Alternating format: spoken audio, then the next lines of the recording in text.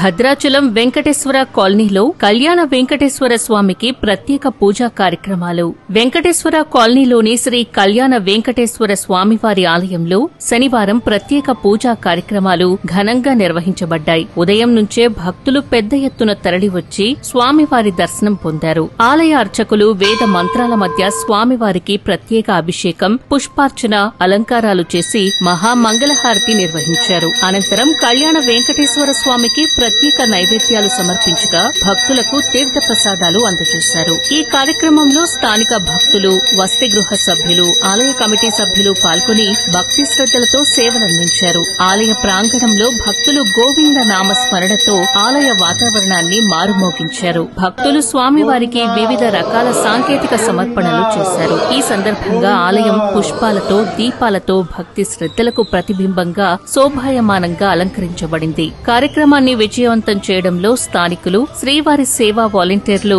ఆలయ ట్రస్ట్ సభ్యులు ప్రత్యేకంగా పాల్పంచుకున్నారు.